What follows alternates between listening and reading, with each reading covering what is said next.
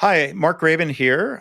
We are joined by Jacob Stoller, author and speaker. He was a guest on my Lean Blog Interviews podcast, episode 517. And he had one more story to tell. It's kind of a hybrid. It's a favorite mistake story. So I think I might share the story with both podcast feeds. Jacob, I'll let you tell your story. Okay.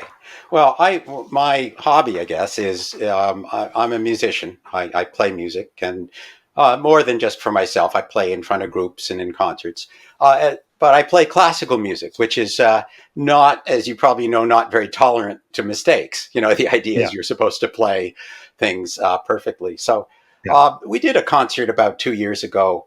Uh, and I was playing with other players, and what you do with the piano player usually has a page turner when you Mm-hmm. do that, someone to turn the pages for you. But I've seen people do without, and so in this particular case, I said, "Well, I think I can do this without a page turner." I think you know where this is going, Mark. So Uh, you're playing piano.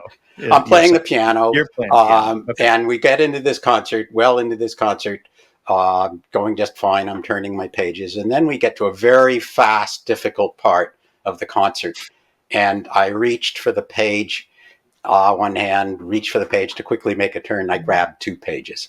Ah. So there I am looking at a page. I am totally dead in the water.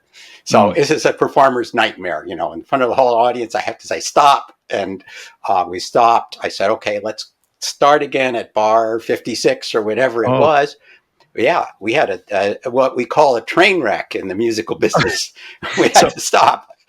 and I mean, is there a quick thought process of like, do I miss a few notes and just go back and recover, or It's it was very that bad? Like, quick, there's no. but somebody, I kind of mouthed a few expletives. Let's just put it that way. Yeah. It was just a shock. I couldn't go on. And yeah, you try, but anyway. So there I was, Wow. dead in the water. Stopped it. We started again. It was fine. You know, it was not a super formal thing, Yeah. so it wasn't. Maybe 50, 75 people, something like that. But we got the end of the concert, and then someone in the audience came up to me after the concert, and she said, I noticed that incident where you had the page turn and I could see what your lips, I could read your lips.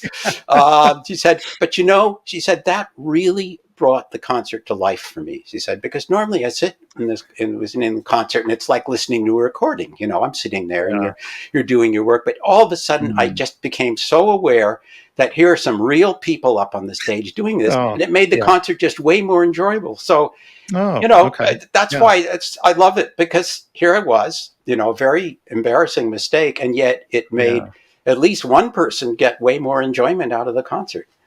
Wow. And maybe that woman and others would show you a little more grace, realizing you were not playing with the Toronto Symphony Orchestra, or Well, I some. was playing with someone who'd played in the Toronto Symphony, so you're Yeah. good. I'm playing with good players. Yeah. But yeah, there are no critics.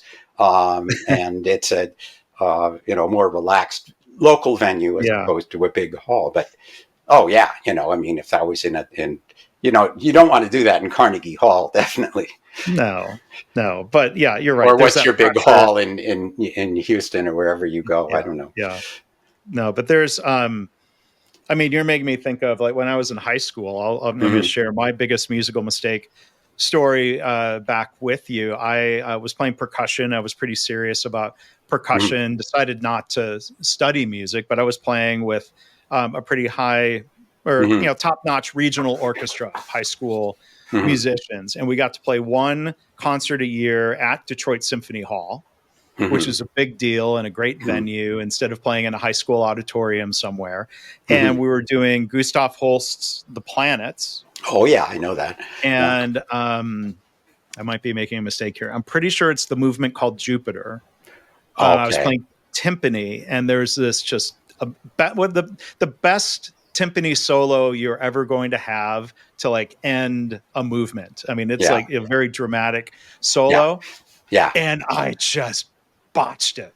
There's just no other way to say it. If I would have been, it would have had a better excuse if I had dropped a mallet, Mm-hmm.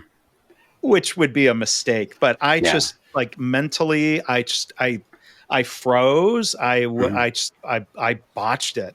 And I remember the conductor walking off stage, and he was just glaring. Just, I mean, we were high school Oh, kids, but still, I think he couldn't oh help it. He gosh. was just shooting Yeah. daggers at me. I'm like, Oh oh, my. I, Oh I wow. blew it. I blew Oh it. wow. Well, that's yeah. Those things happen. Yeah, and maybe it's no. I already decided not to pursue music. It's not like that. It was a moment where I said, I can't hack it. I'm out. But Right. Okay. I mean, did you learn? We always talk about on My Favorite Mistake, learning from the mistake.